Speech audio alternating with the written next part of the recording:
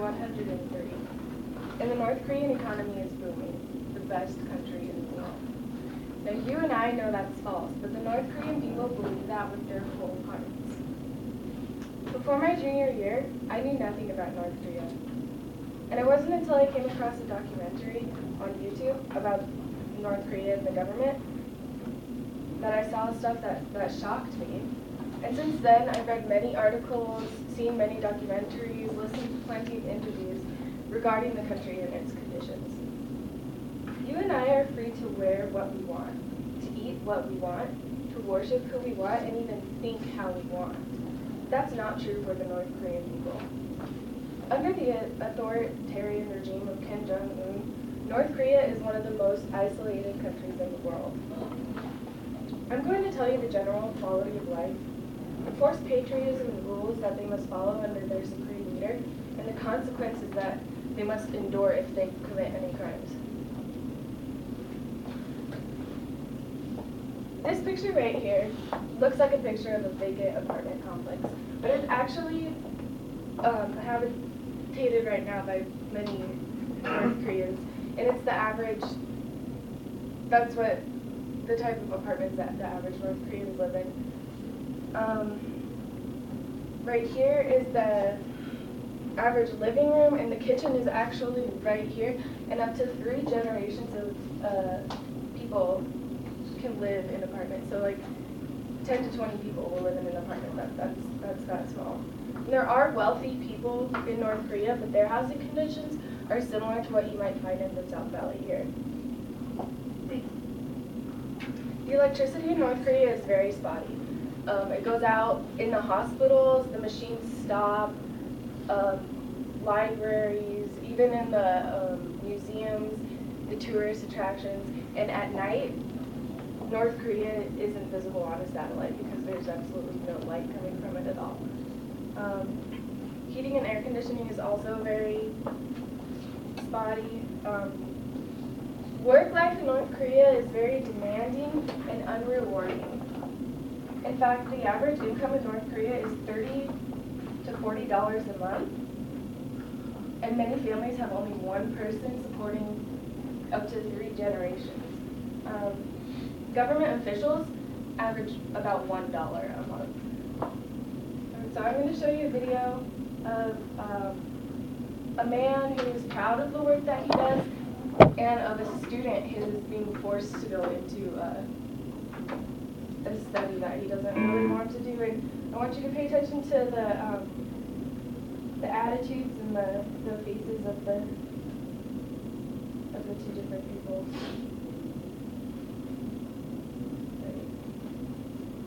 Are employees of the month and year.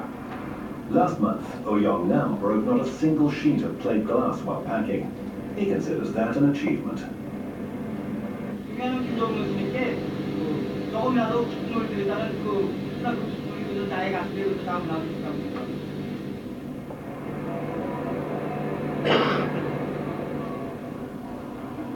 Students pursue the same goals. At least that's what's said in front of a camera. To serve my country, says Ji Chong-hyuk. In this case, he's talking about technological research. He's on his way to study at the country's main library, the Grand People's Study Palace. 그 길에 나도 한몫하기 위해서 지금 정보 기술을 많이 공부하고 앞으로 세계를 앞다가기 위해서 공부하고 있습니다. You can tell he's not actually really proud of the work that he's doing. Agricultural life in North Korea is also very demanding. They have cheerleaders that stand around the fields cheering and chanting North Korean cheers to motivate the workers. Throughout the entire city of Pyongyang and all of the fields, they play patriotic music on intercoms all day long to motivate people while they go to work, to want them to better their country. The food is also very poor. In the 1990s, there was a famine that spread across North Korea, which gave them an excuse for the malnourishment of the people. But the quality of the food is not much better, and now they do not have an excuse of the famine. Yeonmi Park is a North Korean refugee, and in one of her interviews, she told a story about how when her parents went to prison, she had to live by herself with her 11-year-old sister, and they would have to go into the mountains and scavenge for grass and flowers to eat and survive. And they weren't the only people doing that. There would be several families at once fighting each other over patches of grass just to survive. Here's a video of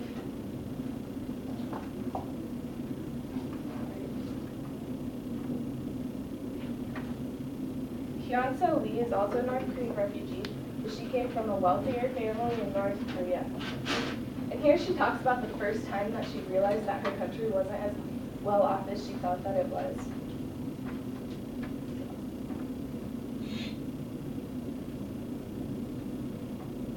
Family was not poor, and myself had never experienced the hunger.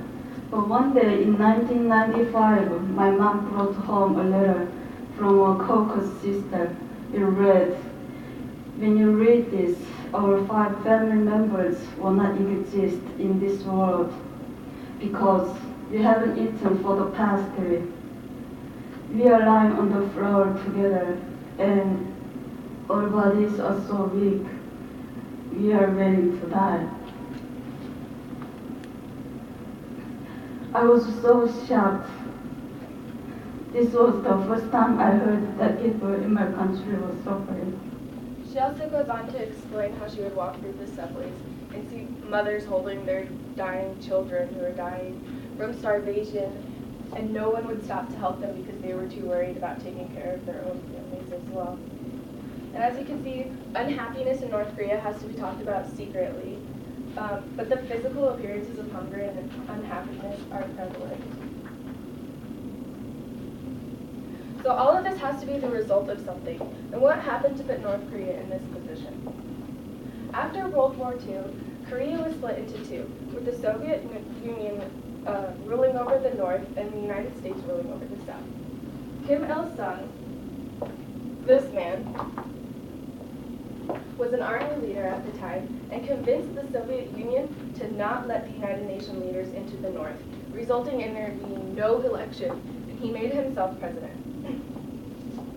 He actually denounced the title of president and is now known as the eternal president, and no one who comes after him is considered president, even though he's dead now.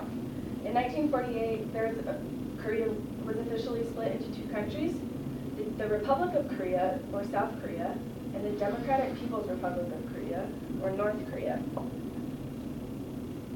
Now the year 103 is actually 2015, but they call it year 103 after the day that Kim Il-sung was born. And after he passed away in the 1990s from a heart attack, his son, Kim Jong-il, is the one who transformed the country into a military dictatorship known as Songun. He died in 2011, and Kim Jong-un is now the leader of North Korea. His focus is more on building hotels and water parks than taking care of his people. There are many punishments that North Korean people undergo if they commit any crimes against the supreme leaders, including prison, labor camps, which are basically concentration camps, the 3 generations punishment, where if you commit a crime, yourself, your children, and your children's children will all be punished for it, and public execution, which is one of the most common. Jung-mi Park, who I talked about earlier, witnessed her best friend's mom being publicly executed for watching a Hollywood movie. Now, our freedom in America may feel like it's dwindling, and maybe it is, but who are we to complain when there are countries out there like North Korea? We should be grateful for what we have and what we can do. If you feel your freedom is being taken away, stand up while you have the right to do so. Go to school to better yourself. Go to work to better our economy. Cause a controversy because you can. Travel the world because you should. But keep in mind those who are suffering under the hands of Kim Jong-un. And don't take advantage of the freedom that you have.